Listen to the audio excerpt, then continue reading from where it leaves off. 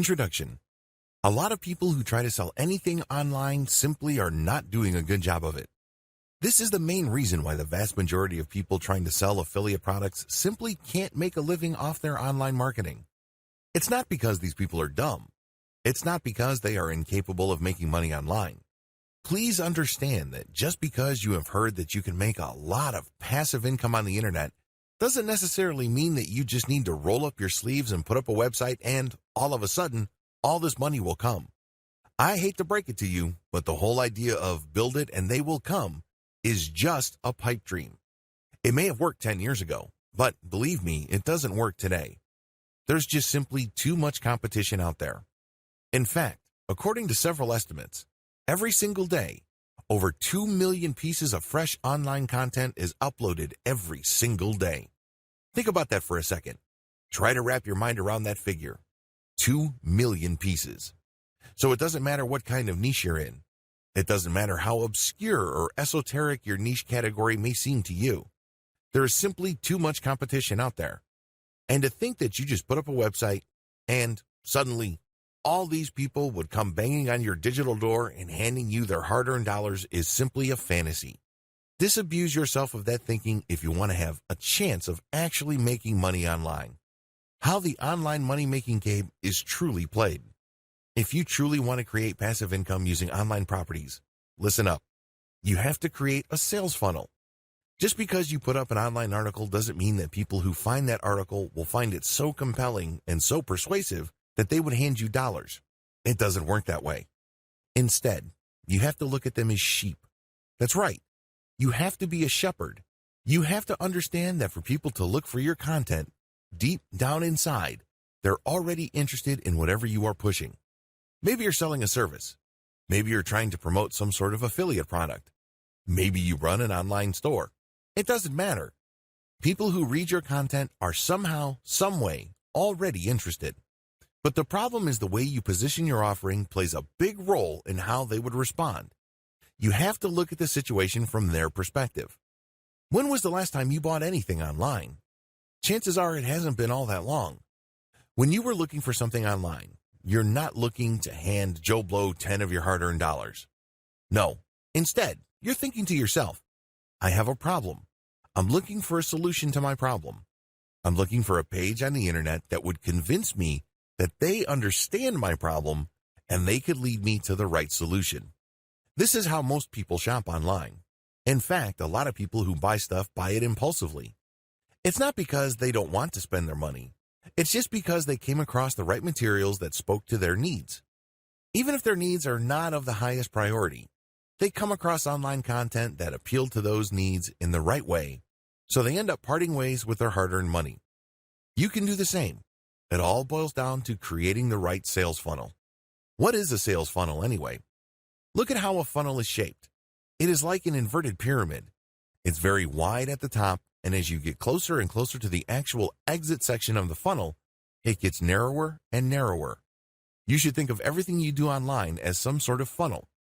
As each prospect gets closer and closer to the bottom end of the funnel, there's less and less prospects. This is a good thing because the funnel works to filter people based on their interest. If you don't set up such a system, it's going to be very hard for you to convert people. That's the bottom line. Whether you make your money through ad clicks using the AdSense monetization platform, or you sell affiliate products, or you sell your own services, or you run your own online dropshipping store, it doesn't matter. You're trying to convert people from simple clickers of links and readers of your content to cold, hard cash. The sales funnel model helps you craft together working strategies that would help you turn your content and traffic into cash. This training teaches you how to optimize your sales funnel. My goal is to help you realize key strategies that will help you maximize conversions and thereby maximize your profits. What is a sales funnel? A sales funnel is essentially a filtration system. There are many different types of eyeballs your link or content will attract on the internet. Most of these are not interested in buying, at least not right now. Your sales funnel helps you process all these people to maximize the amount of dollars you can get out of them. Most sales filters are not set up the right way. A lot of marketers fail because they think they have a sales funnel. What they have is a leaky bucket. Know the difference. A sales funnel does the following. Sales funnels must demonstrate the value of a particular solution. Sales funnels must speak to the needs of people looking for a solution. Sales funnels must build trust in a particular category of solution. Sales funnels must direct potential buyers to a specific category of solutions, leading to a specific type of product. Sales funnels must build trust in a specific product offering to the exclusion of competing offers. If your sales funnel doesn't do all the above, you have a leaky bucket. At best, you are settling for cents on the dollar. At worst, you are losing money and are left confused as to why. How do you know your sales funnel is working? This is actually very easy. Either you're making the most amount of dollars from your online activities or you're not. That's the bottom line. It's very easy to figure out. Don't obsess about traffic. Don't get all excited about click-through rates. Don't put too much faith on how many people engage with your content on social media. All those are important, but the most important metric is profit. To generate profit, your funnel must convert. Focus on conversion at the end of the funnel first. Then work back up the funnel to maximize the effectiveness of each step prior to conversion. Sales funnels have different components. This is where people screw up. They think that a sales funnel is just all about converting traffic into cash. They don't realize that you need to give people information so they would trust you enough to buy whatever it is you were pushing. Accordingly, a sales funnel is made up of two parts: the content funnel and a conversion funnel. Don't confuse the two. They are not one and the same. They overlap each other, but they are not one and the same. A conversion funnel takes traffic and turns it into cash by getting the prospect to go through a series of pages or blocks of text within one page. As the person progresses through each section, that person develops the following. First, they get the impression that you know what you're talking about. They start to believe that you are knowledgeable enough about whatever it is you're talking about for them to continue to read your stuff. This can be in one page, this can be in a couple of pages, or this can take place in a series of pages, or it can take the form of a series of emails. Regardless, it's all about building credibility. An effective conversion funnel sets things up in such a way that the more your prospect reads your stuff, the more they believe you. This ultimately creates enough trust for your prospect to do what you want them to do. This can take different forms. You can ask them to fill out a form, and when they fill out the form, you get paid by a sponsor.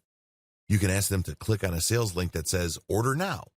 When they buy something, you get a commission.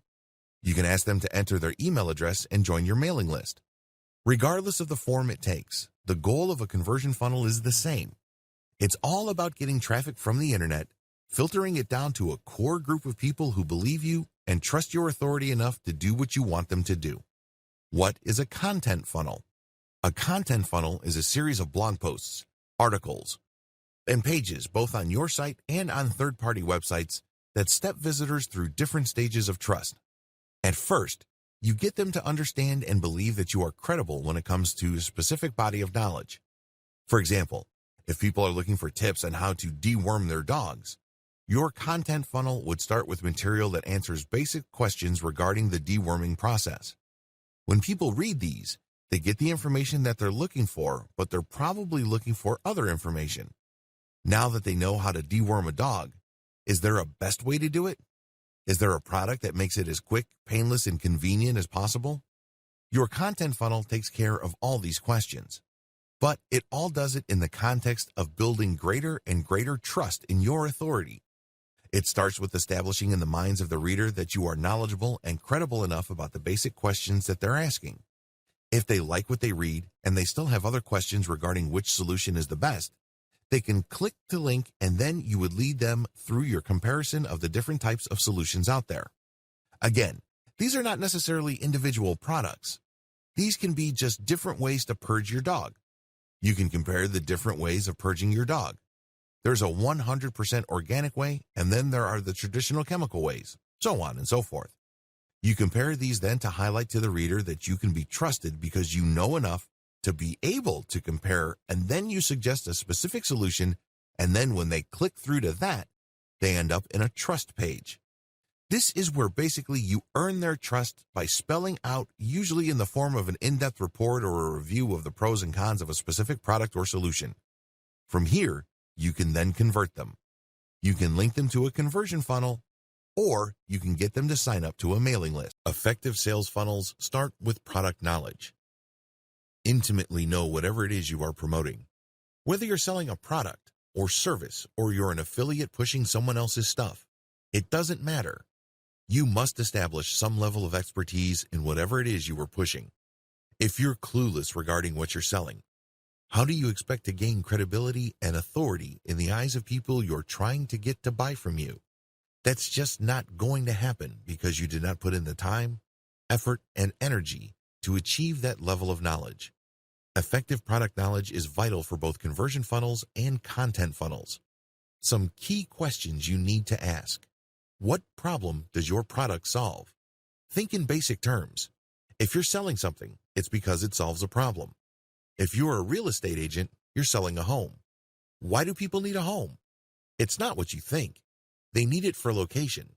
Some people buy it for status. Other people buy it for a lifestyle. Understanding these different reasons and navigating your way around them enables you to tie these reasons with certain audiences so you can speak their language. Can you speak your audience's language? Most people always ask themselves, what's in it for me? You must understand this question, and you have to answer it in the same language as the person you're trying to sell to. Otherwise, you're not going to make a sale. It's just that simple. You must present your product's value proposition in clear terms that readily answer the questions your customers are asking in their heads. Can you speak in terms of benefits? When people buy a Mercedes-Benz, it's not because they're just looking to get from point A to point B. If that's all they wanted, they could have bought one of many cheaper brands. You must speak their language. What is their reason? They're looking for luxury. They're looking for tangible proof that they can show to other people that they have arrived at a higher social status. That's the whole point of buying a Mercedes-Benz, a Ferrari, a BMW, or a Porsche. You must zero in on that complex of competing needs and speak the language of your prospect. Can you split up different benefits and express them carefully? It's very important to understand that when people end up on your conversion page, that these people are not identical. For example, back to the Mercedes-Benz scenario. Different people would buy different Mercedes-Benz for different reasons. We know that if people are just looking for basic transportation, they're probably not going to pick a Benz. That's a very expensive option just to take care of basic transport needs. With that out of the way, you must list all the potential benefits people would look for in a branded, sophisticated, and prestigious German automotive brand. It's not all about social status. Some people are looking for the utmost quality. In other words, they're thinking to themselves, if I buy the very best product, I know there's a high likelihood that I won't break down in the middle of nowhere. Other people buy a Mercedes-Benz because they have a certain affinity to the Mercedes-Benz's engineering tradition. When you're creating a conversion funnel, you have to zero in on all these potential reasons and benefits, and then you have to prioritize them. Which are more likely? Which could be tied to questions? Which are more practical? But whatever you do, your sales funnel must speak to all these different needs to push people down the funnel. Remember, different benefits appeal to different people, so when you get all these clicks from your paid Facebook ad campaigns or from your organic article marketing, your sales funnel must have enough information in it to appeal to different types of people. You can't just assume that everybody who lands on your page are trying to meet the same needs. That's like a Mercedes ad just basically saying that it's all about luxury. That's a great ad if you're sure that almost all the people looking at that ad are looking for luxury. But what about the person who is looking for the very best engineered car he or she could find? What about the other person who just has an affinity for a lot of things German, and so on down the line? You have to craft a sales funnel that speaks to these different needs to capture all these people and push them down the funnel so you can convert them into cold, hard cash. Translating consumer intelligence into a workable content strategy. Sales funnels can be made of just conversion pages or content with conversion pages. A lot of marketers think that they just need to buy traffic and then dump this traffic on conversion pages. If that's your strategy, you can do that. I'll teach you how to do that effectively. However, if you are looking to save money or if you have no money at all, you can still make money online by using content to attract traffic from the internet for free and then plug this into conversion pages. You have to be mindful of which strategy you are using. Conversion funnel only versus content funnel plus conversion funnel. Don't confuse content funnels with conversion funnels. Conversion funnels can work with paid traffic. You basically just buy traffic and dump it into a series of pages, and what comes out is a sale. Pretty straightforward. I'll teach you how to optimize these later. But if you don't have any money or you're low on funds, you can use online content to pull traffic from search engines, social media platforms, and other sources for online traffic and plug these into your conversion pages. You need to know how these two alternative models work. You can't confuse the two. If you think they're one and the same, then you're playing the game wrong, and it's no surprise that you are losing money hand over fist. Content funnels explained. Content funnels are all about building trust. For somebody to buy something from you, they must trust you. That's the bottom line. Content funnels are built on a central question. How do you get people to trust you online? First, you need to get them to understand that you know about their needs. Second, you have to get them to like your expertise or like your take or your understanding of their problems. This leads to trust. Once you get them to trust you, you can then push them to buy from you. The KLT process. KLT stands for know, like, and trust. Your content must be arranged in this way. The end result is trust. That's where you plug in your content funnel to your conversion funnel. The KLT process must drive your site's design, not the other way around. If you're going to create a content-dense website that uses a content funnel strategy, I suggest using the silo system. This starts out with general information, which is then linked to pages that have more detailed info. When people read these, it's easy for them to click from one page to the next, depending on how pumped up they are in finding more about the topic they're researching. These must be question-based so they're easier to digest. It's important that your whole website must be designed this way, so it seems effortless and doesn't take much thinking for people to navigate. They can start out very slow and low, basically on pages dealing with general information, and as they click, they get deeper and deeper into more detailed information until they get comparisons, and then they end up at trust pages, which essentially just push one particular product to them. What's important is that all their questions are asked as they go through the process. The KLT process must drive your promotion efforts.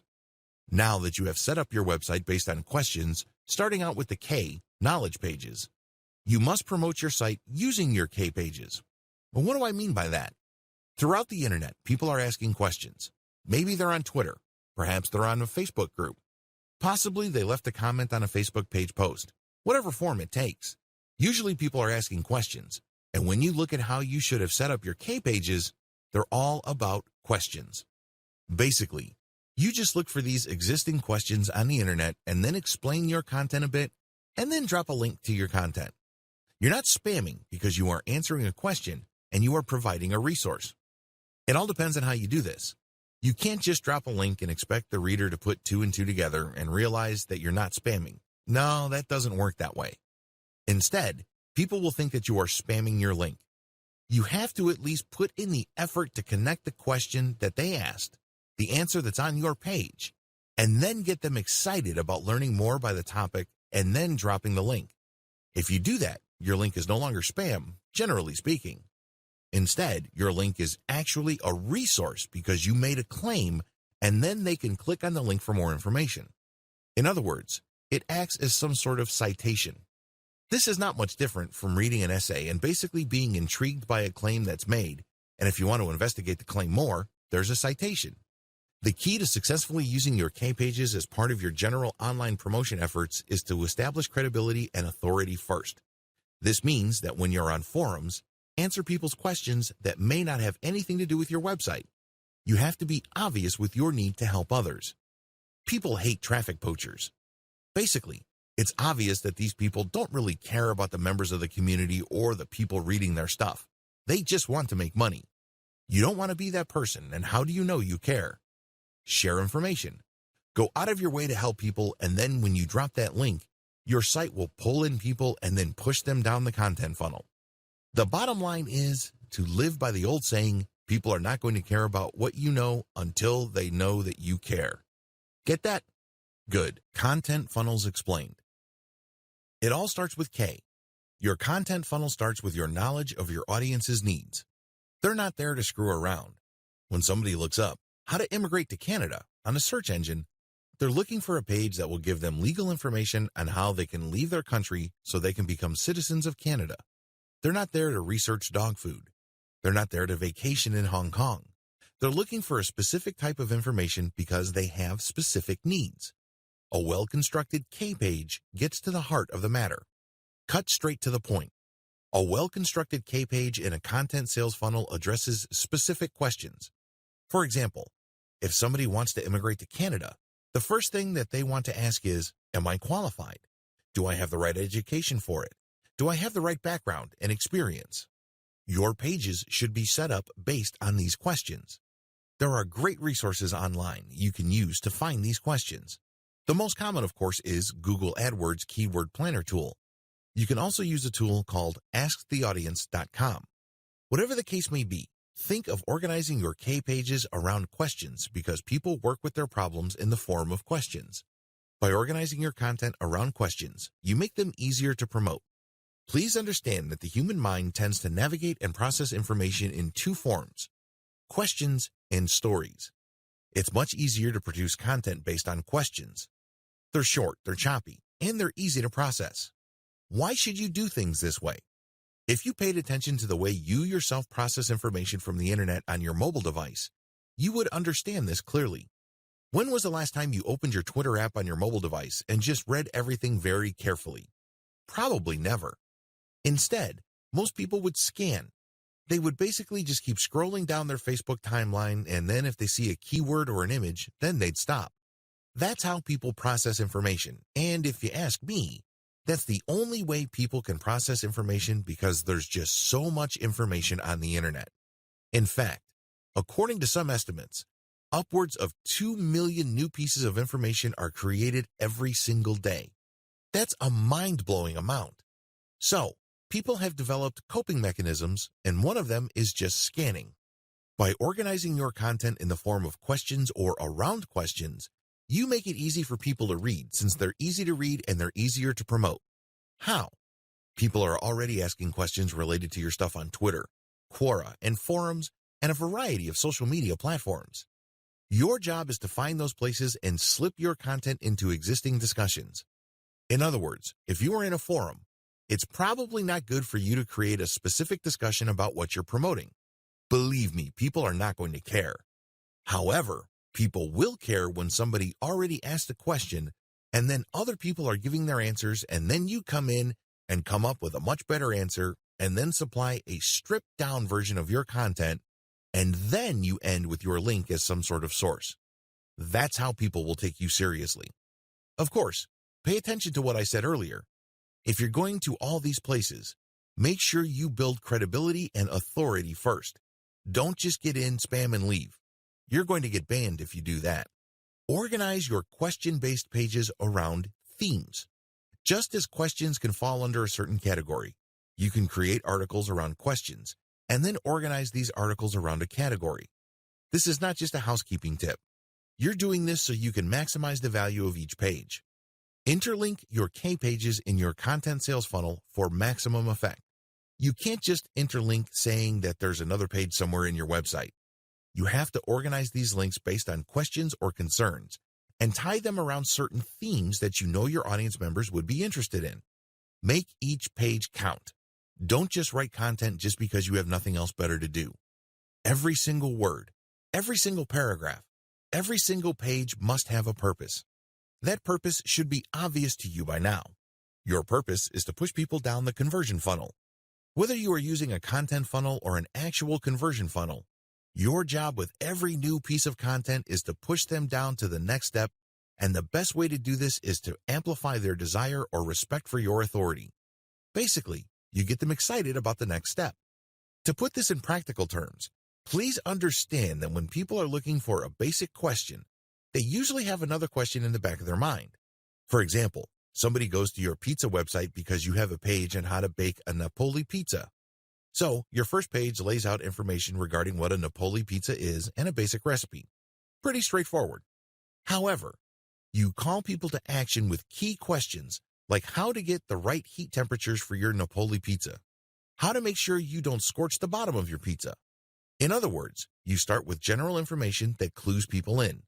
That's what they are looking for. Nonetheless, once they get that, they're going to be impressed because now you're drilling down. They know that once they start making their own Napoli pizza, there will be issues that would come up. Let me tell you, when I got a pizza recipe on the internet and I did it, it wasn't like the Pinterest pictures that I saw online. Not even close.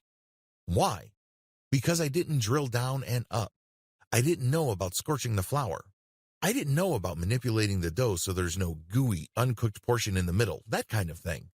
That's what people are going to be looking for because now you've given them basic information and then you're cluing them in by saying, well, there are other stuff that you need to know, and if you don't do these, you're not going to get the results that you're looking for. So people who are truly interested in the topic will start seeing those, and basically, you are calling them to action to click deeper and deeper into the bowels of your website. Compare this to basically just random interlinking where you go from one page to just another regular page, which may not be all that related. You're not going to be building authority. People are just going to bounce out of that page because that's not the information they're looking for. You have to start with a general question and then create subsidiary pages that are based on closely related questions, and this maintains the interest of the person and then actually amplifies their desire for a specific product or solution later on. That's how you build trust and credibility at the same time. When they click on these links, they find themselves deeper and deeper into your website, and they give themselves more opportunities to really absorb the knowledge that you are giving them. The whole point here is to demonstrate to them that you are sufficiently knowledgeable about your niche. If you're able to do this, then you start building trust. They then are more likely to like your take on their problem. Establish credibility and authority by using multimedia. As the old saying goes, a picture is worth 1,000 words. This means that if you really want to maximize the amount of authority and credibility you're building in the minds of your target audience members, you need to use the power of multimedia. I am, of course, talking about videos, pictures, diagrams, infographics, you name it. This not only makes your content easier to read, it also makes sure that people aren't bored by your content. Please understand that most people now view online content through mobile devices. They don't have all the time in the world to keep scrolling as you crank out massive blocks of text. You might want to break those pieces of text up. You may want to shorten those pieces of text and break up the boredom by using a picture, a diagram, or a video. If you do this, you are more likely to keep them on the same page, and you also increase the likelihood that they will click on a link to get deeper and deeper into your website. A quick word about third-party multimedia content. Please don't interpret what I just said in the section above into some sort of mad dash to appropriate other people's intellectual property. You can't just take a video off YouTube and embed it in your content simply because it's related to your content's topic. That might land you in hot water. You have to do it the right way. Whether you're using infographics from Pinterest, videos from YouTube, explanatory photos from Pinterest or Instagram, you have to respect the rights of the owners or creators of this content. How do you do that? Very simple. Give them attribution and link to them. I know you're probably paranoid about your website becoming some sort of traffic leak. I understand where you're coming from. You worked hard to create all this content, and you obviously worked hard to drive traffic to your site. It would be a shame to see much of that traffic go to these third-party links and never to come back to your website again. Believe me, I get that. However, here are some ways you can make these concerns go away. Make attribution links open in a new tab. If you're worried about losing traffic because of your attribution links, make those links open a new tab. This way, when a visitor to your website clicks on that link, a new tab is created. Your tab is still open. You haven't lost that person. They can look at that content, check out the website that created the infographic that they're interested in, and then once they're done, they can close that and go back to your site. Pretty straightforward. Use materials from non-competitors. This is the most important piece of advice I can give you in regard to third-party multimedia content. Remember, you're using this multimedia content to make your content more interesting. You're using it to add life and context to your content. However, if you don't get the content from the right people, you will end up promoting your competitors. Who wants to do that? These people are basically pushing the same products and services as you. You just made their lives easier. I'm sure that's not your goal, right? The best way to do this is to look at the different infographics, videos, and explanatory photos and other multimedia elements that are closely related to your content, and then look at their sources. Are they directly competing with you, or are they kind of a general knowledge site that is basically just monetized by AdSense, or they are a nonprofit? If they're the latter, they're probably not competitors. They're not pushing a particular product. They're not doing a hard sell. So use their content and attribute to them. If you play this right, you will create a win-win situation. They get traffic and awareness, and you get context and excitement for your content.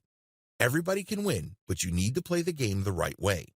The whole point of the K level of your content sales funnel is dwell time. What is dwell time? Dwell time is the term Google uses to describe the time people spend going from page to page on your website. Studies show that the longer the dwell time, the higher the chance the person will either come back, sign up for a mailing list, or even buy a product. In other words, the longer you keep somebody on your website reading articles and other content, the higher the chance you can convert that person into dollar bills. That's the bottom line. Remember, dwell time also helps your SEO. If you want to get more highly targeted traffic from search engines, maximize dwell time, because this is factored in by Google's RankBrain algorithm when it comes time to rank your website.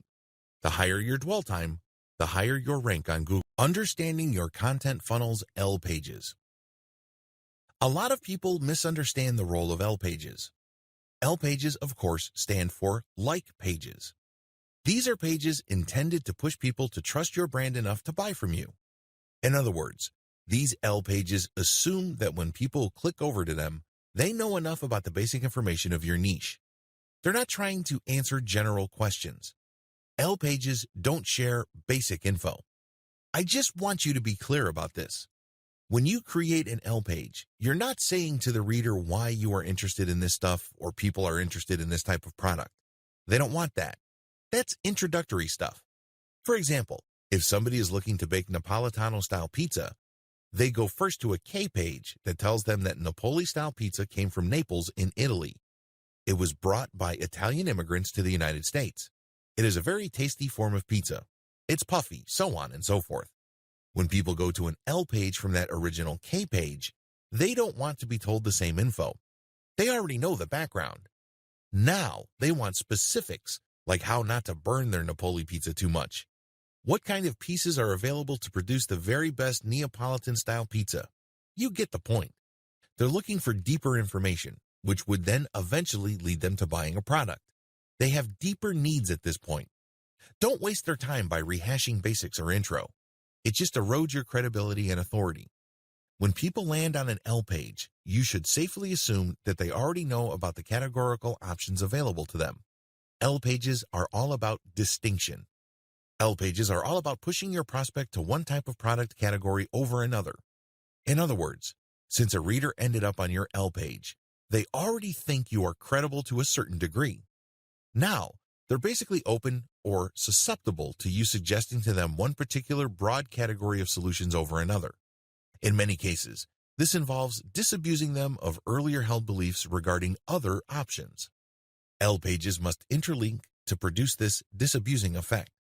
Remember, the whole point of L pages is to create distinction in the mind of the prospective buyer. Prior to this point, they were at the K page level and they're basically saying, well, there are so many options out there and they're basically the same. The job of a well-written L page is to say, no, they're not. How do you make your case? You can say that there are different levels. There are different categories. There are different types. There are different brands. There are different products. You put it all together by creating L pages that compare these. So, with the different levels, you list them down. You say top level, bottom level, and then explain why. In terms of categories, you just pit category versus category. You would say this is one particular category of solution and this is another. These are weaknesses and strengths, pros and cons, you name it. When it comes to types, just put type versus type. Again, walk them through the advantages and disadvantages. The same goes with brand versus brand and product versus product. Get a clear idea on the different forms of L pages. L pages are all about comparisons. They're all about contrasting different options to highlight in the minds of prospective buyers why your particular option is superior to everybody else. The best way to do this is through some sort of comparison model. These take many different forms. These can be side-by-side product comparisons, categorical comparisons, categorical consumer guides regarding different broad types of products, brand-by-brand comparisons, and other types of comparisons that enable consumers to compare and contrast different options available to them. Set up your comparisons using a funnel. I can't advise you to just slap together some reviews and call it a day. People who land on those reviews wouldn't know what to do with them. You haven't set them up properly. It's like trying to ask a girl to marry you the moment you just meet her. That doesn't make any sense. You have to set her up first, right? The same applies to L pages. You can't just go straight to a comparison. Remember, they're coming from K pages, which is basically establishing your credibility. So, you have to have some sort of intermediary set of pages that highlights, in broad terms, the different options out there and why your preferred class of solutions makes the most sense in the lives of your prospective audience members. You have to qualify people first. You have to understand that a lot of people may bounce off your website. They might think, this is not the information I'm looking for, and that's fine. They were never your customers to begin with. They weren't going to buy from you anyway. What's important is you focus on people who are suggestible. These are people you can persuade or otherwise influence to eventually buy from you. Set up your comparisons to win. A lot of people think that if they just put up a comparison of different products that somehow, some way, the prospective buyer will know what to do. Well, chances are they'll get pieces of information from your comparison chart and buy somewhere else. This happens all the time to Amazon affiliate marketers. It's really sad that they do all the heavy lifting and research, only to end up with a whole lot of nothing because their prospective customers spend their hard-earned dollars somewhere else. You don't want that to happen to you. So, you have to set up your comparisons in an underhanded way. Basically, just by looking at the comparisons, it becomes abundantly clear what direction you're pushing them to. Is this underhanded? Yes, but it doesn't have to be unethical. If you lay out the facts, then ultimately, it's the consumer's choice. It's all about playing up your strongest hand. Selling anything online and offline is like playing poker. You want to work with your strongest hand. Even the worst product in the world can still be positioned in such a way that it can be bought. And it all boils down to highlighting your strongest feature. Even the ugliest woman on the planet can still find a date if she positions herself right. Maybe she's got a great sense of humor. Maybe a lot of people think she is smart as a whip. That's good enough for a lot of guys. So, do yourself a big favor. Even if you're selling a dog of a product, look at its strongest point. Maybe it has really cheap shipping. Maybe it has amazing customer support infrastructure behind it. Look for your strongest product and compare the different alternative options based on your strongest point.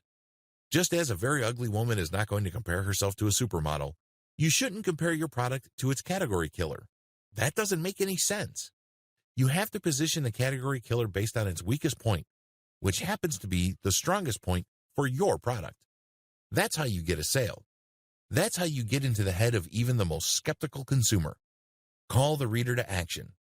A lot of people think that call to action phrases only apply to sales pages. They're clueless about the fact that even content pages have to have a call to action. You have to understand that if consumers are unclear as to the next action they're going to take, they can be relied on to do nothing. Unfortunately, when they do that, they don't put any money in your bank account. You don't see extra dollars in your online bank account. That's just not going to happen because your website's visitors are confused. They don't know what to do. They don't know where to go. They don't know what steps to take next. You have to take the initiative for them. You have to spell it out.